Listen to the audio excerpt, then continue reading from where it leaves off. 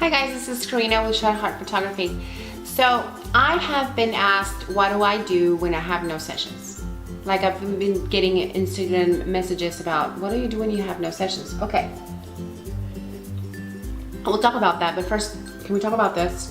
Do you love this mug? I got it at DJ Maxx for like $4. I love it, it's so cute. Anyway, what do I do when I have no sessions? That's a very good question, because I either have no sessions or sometimes you fall into a rut or whatever it is. Sometimes you just don't feel like going out there and, you know, making it happen. So right now the weather in Austin is horrible. It's drizzly out there, it's wet, it's cold, and there's no way I'll make it out there today.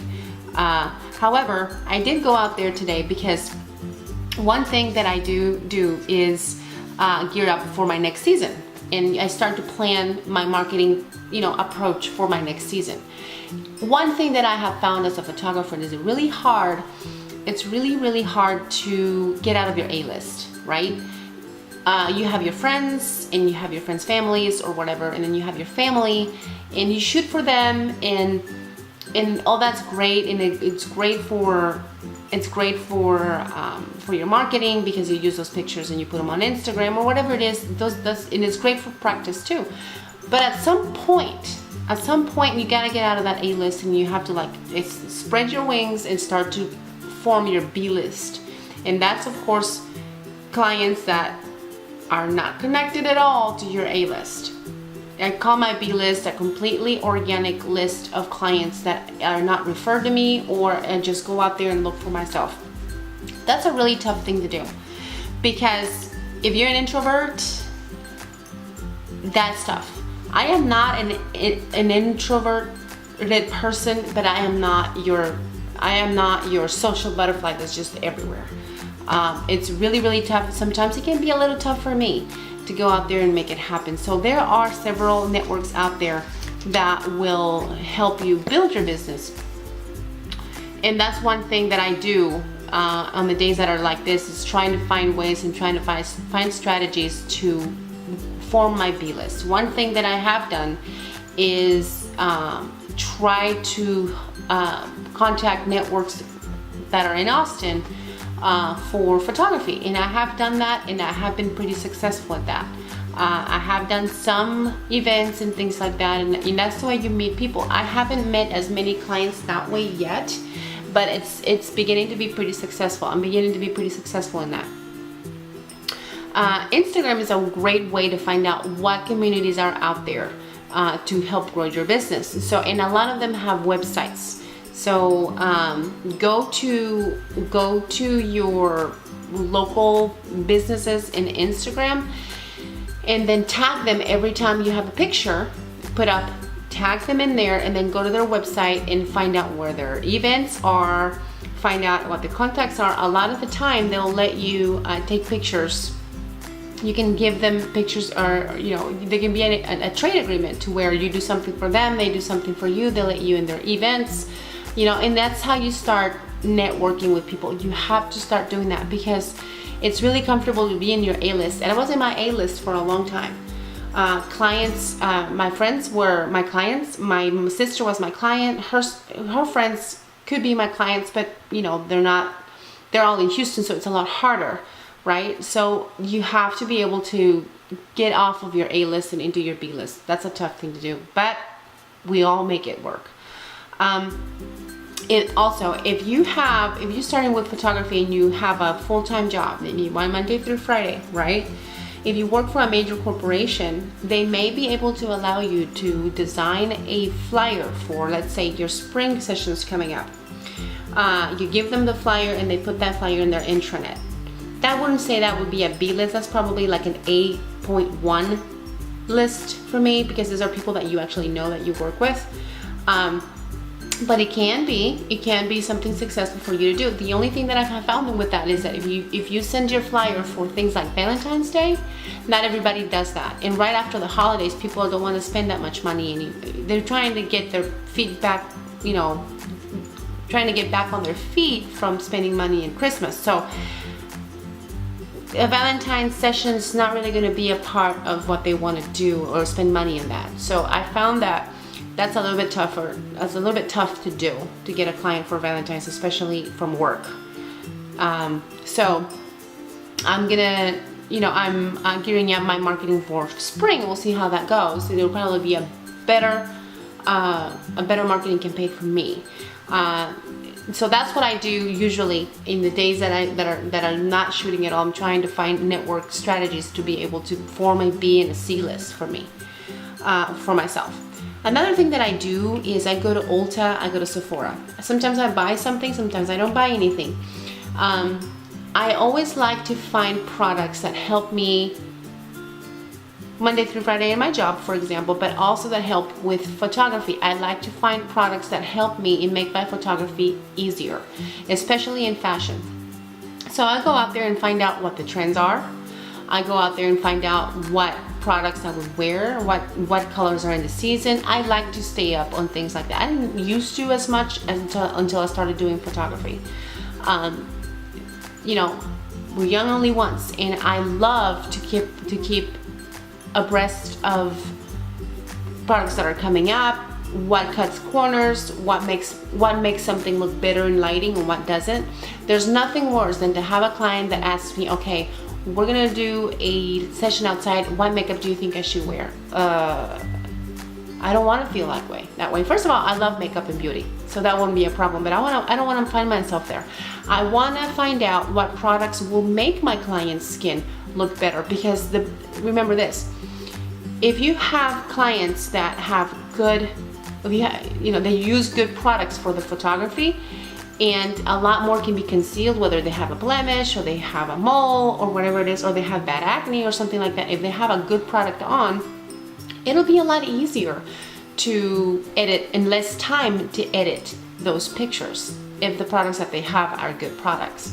So there are products specifically designed for photography, for indoor photography, especially for indoor photography. So I like to be aware of those products that come out. Sephora is great at that. Sephora is always coming up with new and improved products, always new and improved brands and stuff like that. It's not as cheap. You can buy a lipstick there for $25, so it's not cheap. However, I do want to be aware of the products that are there that help my photography personally and for clients, and I like to also be aware of what's going out there, like maybe Maybelline, L'Oreal, Revlon, brands like that come up with also alternatives to the expensive products in Sephora. And I did find some products in Sephora that might help us, and I want to be able to make it be that resource for you. But I don't want to talk about them because I haven't tested them, and if I haven't tested them for a while, I don't want to talk about them until I do. So until I do, I will let you know what products those are, so that you can advise your clients and you can also use those on yourself. Chances are 9 times out of 10, if you use those products and you have a self-portrait and all the lighting and everything looks perfect on you, chances are it's also going to be looking good on your client, and you'll also sound more professional and sound more knowledgeable if you have a wide range of opinions regarding beauty products. So that's that, and that's usually what I do when I don't shoot outside. That's it. That's pretty much it. Oh, one thing that I also do when I am not doing all of that, I do like reading. I like reading autobiographies. I like reading motivational books and inspirational books. One book that I picked up was No Dream Is Too High by Buzz Aldrin, the astronaut. He's one of the first the astronauts that went to the moon. And if you remember this iconic picture of Buzz, that's Buzz Aldrin right here. He's amazing, and his writing is actually a beautiful writer, and this is the first selfie ever in space. Whoops, my receipt. This one, he calls it the first selfie ever on space. So I think it's a great book. You need to read. This is the thing. Whether you're a small or a big photographer, whether you've been doing this for 30 years or for 30 days, it doesn't matter, we're all human. And a lot of the time, weeds of doubt and self-destruction start to grow. So you have to keep all those at bay. They grow. And if you don't inject positive feedback to your brain into your well-being, things start to grow and you start to doubt yourself. I hate that. I hate that. So I like to, you know, before I go to bed, I get a cup of tea, dream big, and I read something. I always read. And if I don't read, one thing that I love doing, especially when I'm not doing it, well, it's usually, I do this mostly every day. I like to listen to this, but I listen to Tony Robbins. Go to YouTube and subscribe to his channel. He has the best stuff ever that I have ever heard anybody.